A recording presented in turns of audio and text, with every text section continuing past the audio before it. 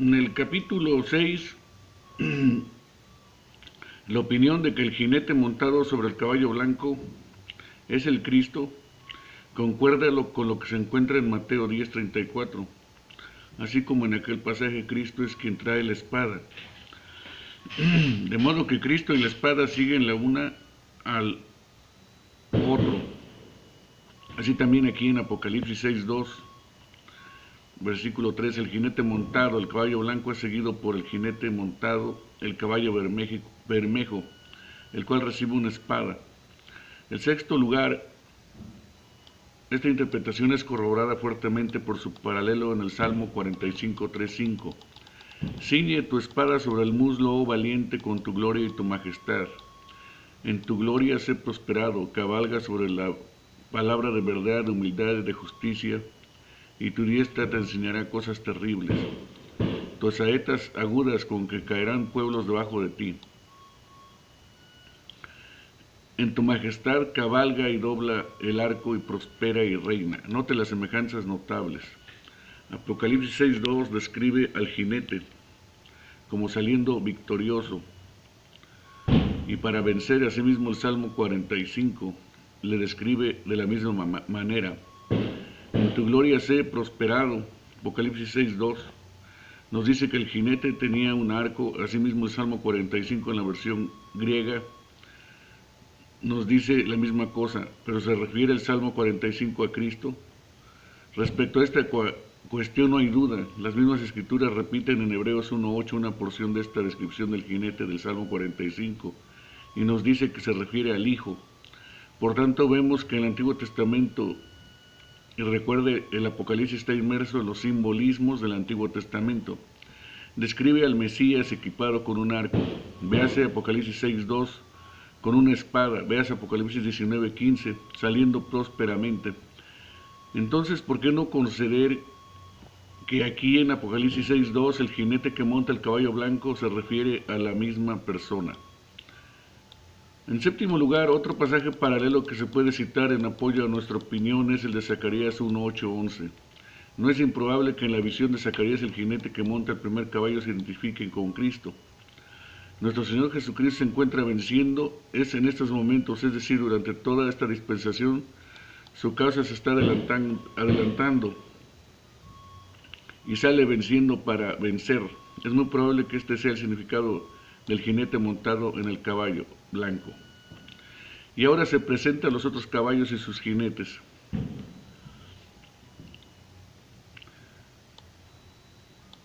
Es sumamente sencillo, tal vez demasiado sencillo. Ciertamente hay semejanzas notables entre Mateo 24 y Apocalipsis 6. Pero también hay diferencias. Recordemos que el simbolismo del Apocalipsis se arraiga en el Antiguo Testamento. Para poder entender el simbolismo de los caballos y sus jinetes es necesario considerar pasajes como Ezequiel, capítulo 5:17, capítulo 14:21, Zacarías 1:8-11. En el libro de Ezequiel es Babilonia la que aflige a Judá, pero Babilonia a su vez es un instrumento en las manos de Jehová, quien manda las pruebas con el fin de purificar a Israel y santificar a su pueblo. Asimismo, en el libro de Zacarías los jinetes segundo, tercero y cuarto están asociados con el primero, es decir, están a su servicio. En Apocalipsis 6, en base al Antiguo Testamento, no sorprendería que el segundo y el tercer y cuarto jinete estuvieran subordinados al primero. Por tanto, Satanás fracasa debido a sus propias armas. Lo que fue destinado como un instrumento de exterminio se convierte en un instrumento para fortalecer a la iglesia. Cualquiera que lea este discurso de nuestro Señor Jesucristo observará inmediatamente que entre las señales que anuncian la segunda venida de Cristo hay algunas que se refieren a la humanidad. Las señales que se refieren a la humanidad en general, entonces les dijo, se levantará nación contra nación y reino contra reino y habrá grandes terremotos en varios lugares, hambres y pestilencias, etc. Las señales que se refieren más directamente a los creyentes, pero antes de todas estas cosas os echarán mano y os perseguirán y os entregarán a las sinagogas y a las cárceles y seréis llevados ante reyes y ante gobernadores por causa de mi nombre. Aunque las calamidades que pertenecen al primer grupo y que los creyentes también experimentan son predichas aquí desde la perspectiva del significado, En Apocalipsis 6 revela una distinción semejante, de modo que, digamos, el segundo y tercer jinete describen particularmente lo que sucede a los creyentes, porque se mantienen leales a su Señor. Apocalipsis 6 está relacionado con Mateo 24, Marcos 13 y Lucas 21, entonces tal distinción es de esperarse. El caballo rojo. Puesto que hemos estudiado ahora los pasajes que forman el contexto de Apocalipsis 6, dirijamos nuestra atención al segundo caballo y su jinete. El segundo ser viviente dice al segundo jinete: ven y mira. Y salió otro caballo bermejo, o como de fuego, y al que lo montaba le fue dado poder de quitar de la tierra la paz y que se matasen unos a otros. Y se le dio una gran espada, Macarios. Creemos que este caballo y su jinete se refiere a la persecución religiosa contra los hijos de Dios, más bien que a la guerra entre las naciones, que se refiere a la matanza y el sacrificio más bien que al militarismo. Exponemos los siguientes argumentos a favor de este punto de vista. En primer lugar, esta explicación concuerda hermosamente con el contexto inmediato. El segundo caballo sigue al primero. En segundo lugar, esta opinión se corrobora por el pasaje paralelo de Mateo 10:34. No penséis que he venido para traer paz en la tierra, sino espada, maxaire, porque he venido para poner en distinción al hombre contra su padre y a la hija de su madre, y el que no toma su cruz sigue en pos de mí, no es digno de mí. El que haya su vida, la perderá, y el que pierde su vida por causa de mí, la hallará. En tercer lugar, no debemos olvidar que leemos en nuestro pasaje y que se matasen unos a otros. Este término no es el que Juan comúnmente usa para expresar el hecho de matar o hacer guerra. Esta palabra se refiere a la muerte de Cristo, a la ejecución de los creyentes. A continuación, estos son todos los pasajes donde Juan usa esta palabra, que en su forma verbal es muy peculiar de Juan. Caín mató a su hermano, 1 de Juan 3:12. En este caso es un hijo de Dios, Abel, el que fue asesinado. Un cordero como inmolado, Apocalipsis 5:6. En este caso es Cristo en calidad de sacrificio por el pecado, porque tú fuiste inmolado, Apocalipsis 5:9. Y en este caso también la palabra se refiere a Cristo, el cordero que fue inmolado. La referencia se aplica claramente a Cristo, las almas de los que habían sido muertos por la palabra de Dios. Y en ella se halló la sangre de los profetas y de los santos. Sin embargo, en Apocalipsis 13:3, la cabeza herida de muerte pertenece a la bestia que se adjudica el honor y el poder de Cristo. En cuarto lugar, leemos que cuando se abre el quinto sello, Juan ve las almas de los que habían sido muertos por causa de la palabra de Dios. Como ya se ha indicado, se usa en la versión original exactamente la misma palabra muerto, pero aquí se nos dice definitivamente que los que habían sido muertos son creyentes, habían sido muertos por causa de la palabra. En quinto lugar leemos, y se le dio una gran espada, Macaira. La palabra Macaira se usa en un sentido muy amplio, como puede observarse por medio de un estudio de las Escrituras. Sin embargo, significa estrictamente el cuchillo del sacrificio.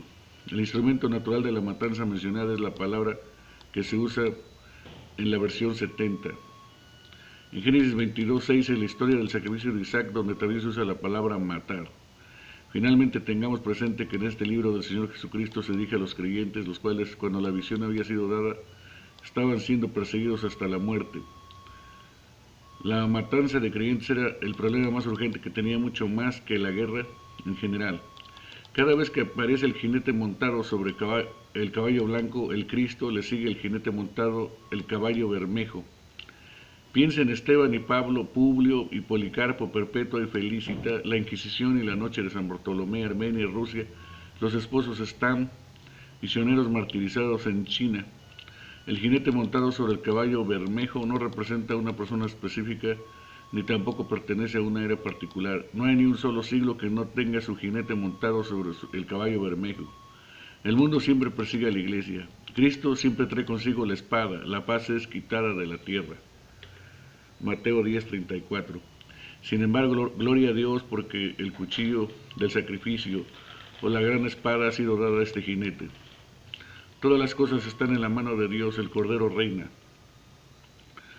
El tercer ser viviente se dirige al tercer jinete y le dice, ven y mira. Y este jinete sale cabalgando en su caballo negro. Este jinete tiene en su mano una balanza romana. El comer pan por peso indica una condición de dureza económica. Se oye en medio de 4 seres vivientes una voz diciendo, 2 libras de trigo por 1 denario y 6 libras de cebada por 1 denario. En otras palabras, equivale al salario de un día entero por una cantidad de trigo suficiente para sostener a una sola persona solamente por un día. Esto quiere decir que bajo tales condiciones un hombre podía sostenerse a sí mismo, pero ¿qué de su familia? Es verdad que podía comprar cebada, el alimento más común, por 1/3 parte del precio y así proveer alimentación para su familia. Pero ¿es alimento todo lo que necesita una familia? ¿Qué de todas las demás necesidades? Cuando tales precios están en vigencia es muy difícil pagar uno sus gastos. Aquí no se habla del hambre porque estos precios, aunque subidos, de ninguna manera son precios que están en vigor durante tiempos de hambre. Además, uno puede obtener todo el trigo que quiere, si tiene con qué pagarlo. Pero este es precisamente el punto. ¿Cómo puede un hombre que está ganando tan poco proveer lo necesario para su familia cuando los precios están tan elevados? Para cierta gente va a ser muy difícil. Luego vamos a saber precisamente cuál grupo de personas es el que va a sufrir de esta manera. La voz continúa hablando, pero no dañes el aceite ni el vino. Hay abundancia de vino y de aceite, que representan todas las comodidades de la vida.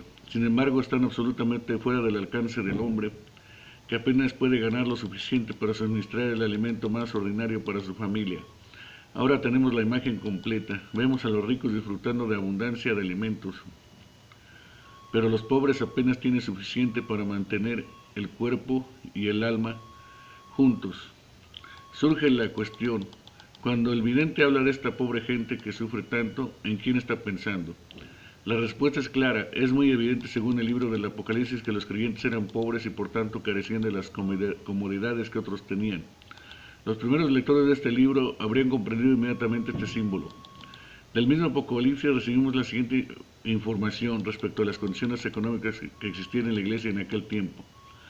En primer lugar, aprendamos que uno difícilmente podía seguir siendo miembro de un gremio obrero sin haber tenido que sacrificar sus principios y convicciones religiosas. Supongamos que una persona se retira de tal organización, no se requiere una gran imaginación para darse cuenta que el resultado sería pérdida material y sufrimiento físico. Aprendamos también que cualquiera que no tuviese la marca de la bestia no podía comprar ni vender. Véase Apocalipsis capítulo 13, 17. ¿Acaso no ha sido así a lo largo de todos los tiempos? ¿No es verdad que el comportamiento humano tiende como regla a oprimir a los creyentes y de hacerlos sufrir necesidades físicas? ¿Cuántas veces los hijos de Dios han sido echados del trabajo, de su negocio o de su ocupación porque insisten en mantenerse leales a sus convicciones? Por ejemplo, una persona se rehúsa a trabajar en el día del Señor y se le despide. Por eso se ve obligada a soltar otro trabajo con menos sueldo. Tiene que sostener a su familia. No espera encontrar comodidades y lujo en su hogar. Otra, por razones de conciencia, se rehúsa a unirse a una organización de obreros que se adhiera a un sistema de violencia. Las consecuencias también pierde su puesto de trabajo y mientras tanto el rico opresor goza de abundancia. Nadie daña su vino y su aceite. El segundo y tercer jinete van de la mano. Ambos describen la persecución contra el pueblo de Dios. Algunos creyentes son asesinados. Su sangre es vertida. Estos son los mártires en el sentido más limitado de la palabra. El segundo caballo, Bermejo y su jinete los describe, pero no todos los creyentes sufren el verdadero martirio en este sentido. Sin embargo, en un sentido más general, los demás también son mártires, sufren pobreza y opresión. Véase 1 Corintios 1:26. Durante todos los siglos de la existencia de la iglesia se puede ver el caballo negro y su jinete en sumisión e infortunio, esparciendo opresión, injusticia y aflicción económica. Pero esta forma de persecución también es un instrumento en las manos de Cristo para el avance de su reino. El individuo tan duramente perseguido se da cuenta de su dependencia de Dios. Así pues, el segundo y tercer jinete describe aquellas aflicciones de una manera muy especial, afectan a los creyentes, simbolizan que a través de toda la dispensación el mundo perseguirá a la iglesia en todas las maneras posibles. Recordemos que las dos formas de persecución mencionadas aquí, es decir, la matanza y la injusticia o la opresión económica, representan todas las formas de opresión. Cuarto, el caballo amarillo. Pero son estas las únicas pruebas que la Iglesia tiene que experimentar en su camino hacia la gloria eterna. Sabemos que no, así como en Mateo 24, Marcos 13, Lucas 21, se menciona un segundo grupo de tribulaciones, así también aquí hay ciertas tribulaciones que los creyentes sufren juntamente con el mundo, por la sencilla razón de que están en el mundo. El cuarto caballo y su jinete llaman nuestra atención a esta clase de pruebas. Se abre el cuarto sello viento dice, ven y mira. Y ahora se ve un caballo amarillo verdoso, un color pálido, más bien lívido y horrible, símbolo de enfermedad y de la muerte. El que monta este caballo es un jinete que tiene por nombre muerte, quiere decir la muerte en general.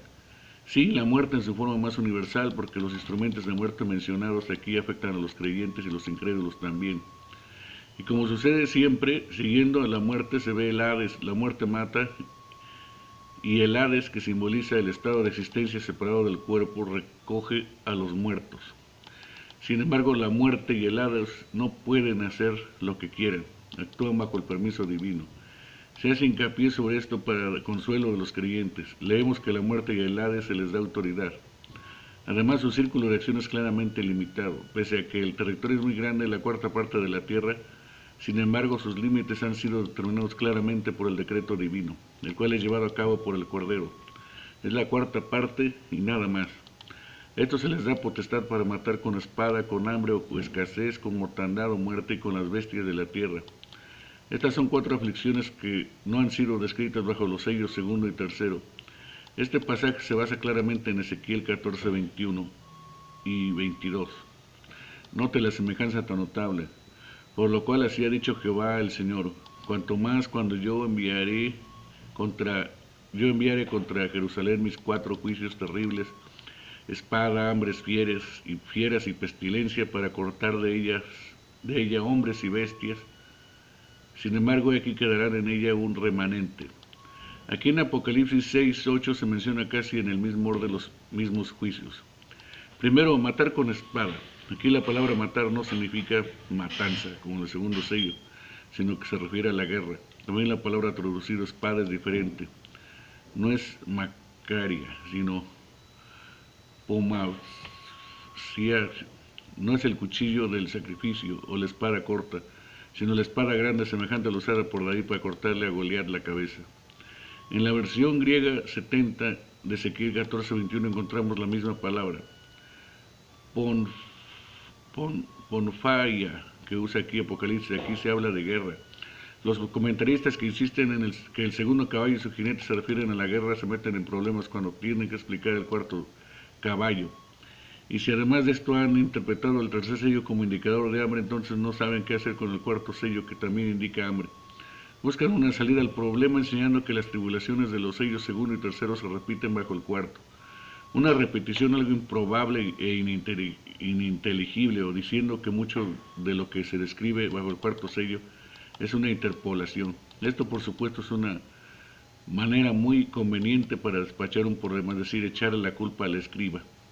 Sin embargo, un estudio cuidadoso revela que estos 4 sellos indican ciertas clases de tribulaciones que se pueden distinguir fácilmente. Además, el cuarto sello describe 4 tribulaciones universales. Se las considera aquí con respecto a su significado para la Iglesia. Se menciona primero la guerra, no solamente una guerra en particular, sino la guerra entre las naciones por donde quiera y todas las veces que suceda a lo largo de toda la disposición.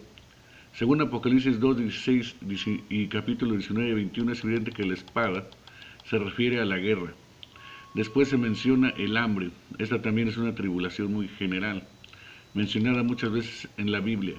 Cuando una ciudad es sitiada en tiempos de guerra, la hambruna es una consecuencia lógica. Y el hambre, a su vez, es seguido de muchas veces por la pestilencia, o se le asocia con ella.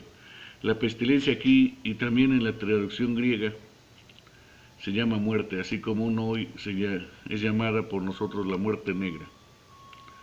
Cualquiera que se desee una descripción muy interesante de la peste bubónica debe leer 1 Samuel 5:7. Finalmente, así como en Ezequiel, aquí también se menciona las bestias de la tierra. Estas bestias no saben distinguir entre creyentes e incrédulos, despedazan y devoran todo lo que encuentran, sea dentro o fuera de los anfiteatros romanos. Por consiguiente, estas 4 tribulaciones, guerra, hambre, pestilencia y bestias de la tierra, son generales en carácter. Además, estas 4 son simbólicas de todas las tribulaciones universales de los creyentes. Sufren junto con el resto de la humanidad a lo largo de toda la dispensación. Sin embargo, con respecto a la Iglesia, estas tribulaciones significan algo muy específico. Nuestro Señor Jesucristo usa estas tribulaciones como instrumentos para la santificación en su reino. Hemos llegado a la siguiente conclusión respecto al significado de los 4 jinetes del Apocalipsis. El jinete que monta el caballo blanco es nuestro Señor Jesucristo en el Evangelio.